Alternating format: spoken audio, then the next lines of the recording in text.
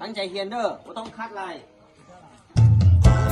送米我阿的阿卡扎阿的送米我拉我拉扎阿卡扎的嘛，胖胖扎呀阿妈咪呀毛不扎吃阿扎茶呀结婚结就提马包扎，提白乌那白比乌提后那黄比配那提上。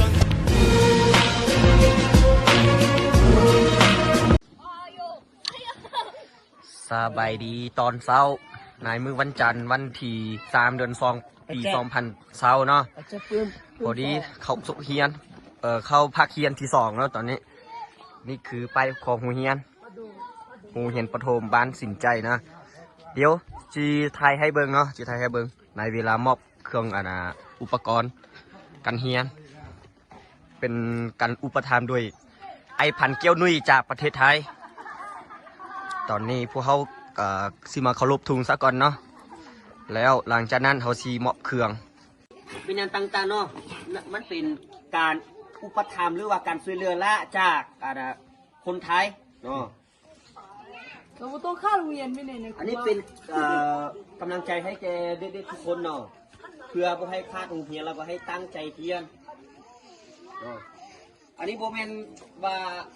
สิมาเก็บเมื่อจะเป็นการช่วยเหลือละล่ะเนาะบ่ต้องกันอีกอย่างแทนบ่คบกันถือว่าบ่ละจัง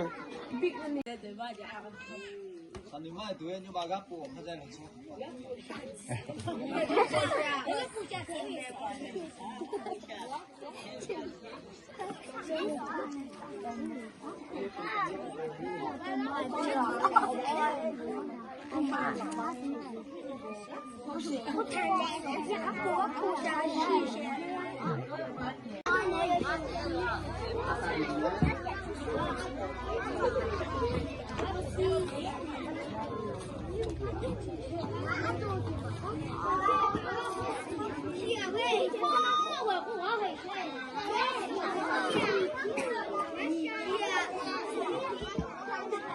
ก็คือไง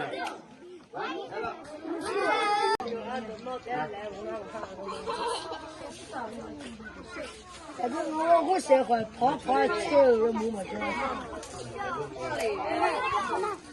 拿东西干嘛？那个，你后面是你看的，那一个女的，那个女的去。ก็ซ่องตัวขึ้นไป ผู้ต่อไปตามลำดับเอา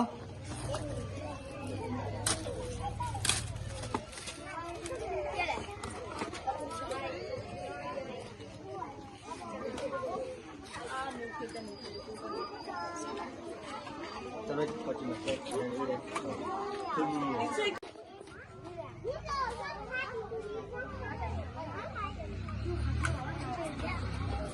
เอาพูดต่อไป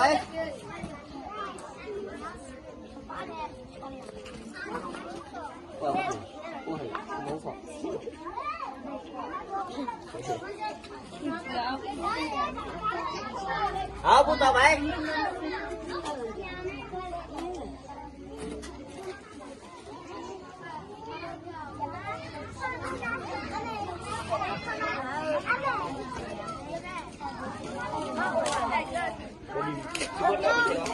มาเต้นมาเดี๋ยวเชื่อได้พี่ไปบอกว่า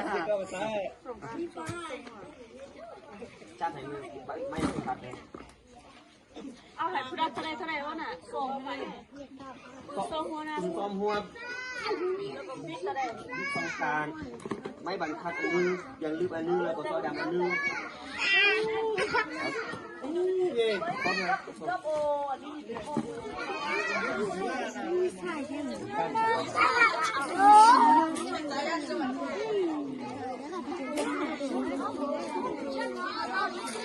ต้องลากัน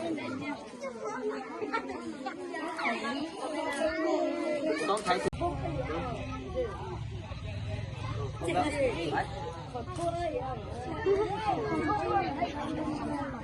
ต่อไป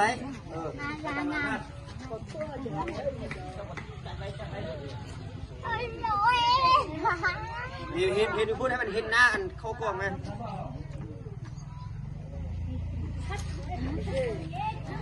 เอาพูดต่อไป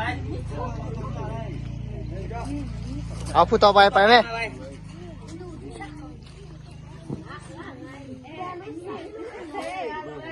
ขอบใจต่อไป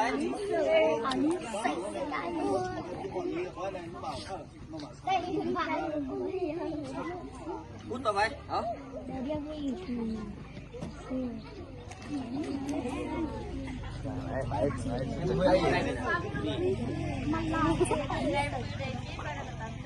โบเรนใบบรรทัดกูเป็นนั่นก็ได้แจ้งให้กันเลย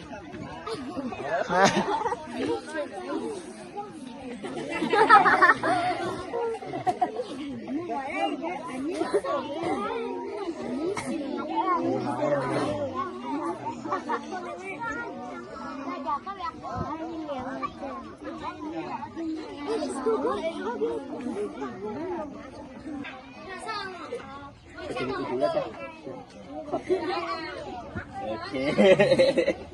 พ่อบอกอย่าพ่อบอกนี่เอาพูดต่อไปอ่ะป่ะÇa va, non, quoi, tout le monde, mais.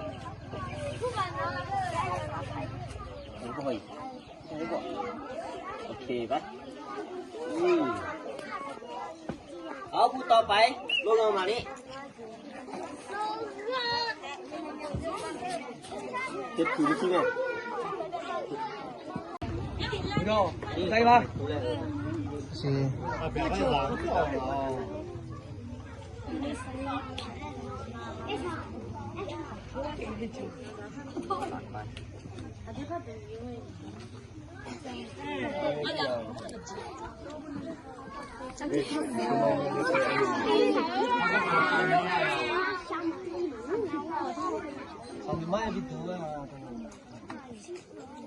Nah, saat ini naik kuda panah, hati jangan panah, masih loh.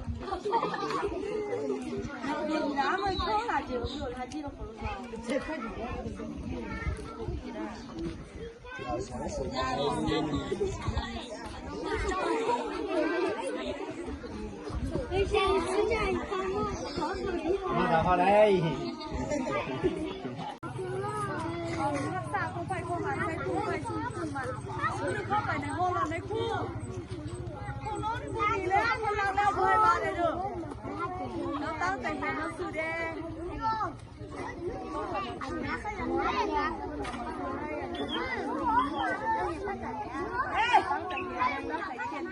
ปนึงปสอนเนี่ยคุยกันเนี่ยฮะ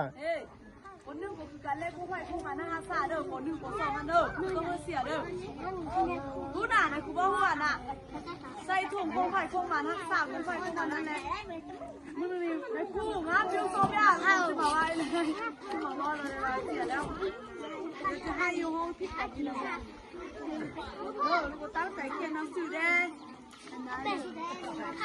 ต้องข้ามอยู่เด้อต้องเขียนตั้งนี้ต่อไปเด้อตะโกนได้เด้อคนข้ามนี่คนบอกมาให้เลยนะผู้ใดจะข้ามที่เดือนนะเด้อลูกเขียวผู้นึง ไม่ใช่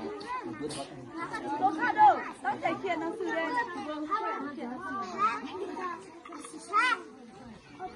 เอา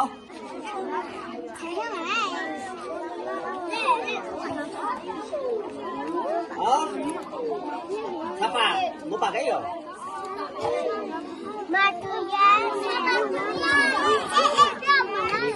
Pakai aja,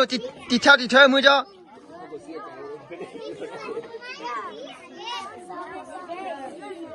พูดต่อไป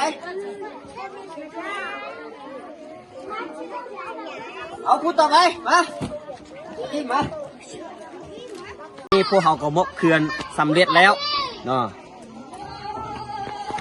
ข้าพเจ้ารู้สึกภูมิใจแล้วก็ดีใจหลายที่ว่าที่มาบริจาคหรือว่าอุปทานมานะเครื่องจำนวนนึงที่มาให้ได้เห็นของข้าพเจ้าหรือว่าของพวกข้าพเจ้านี่เนาะก็ขอบใจยังยิ่งเนาะก็ถ้าว่ามีผู้ใดมีใจบุญแล้วก็สามารถอยากมาช่วยเหลือสามารถมาช่วยเหลือได้เนาะโอเค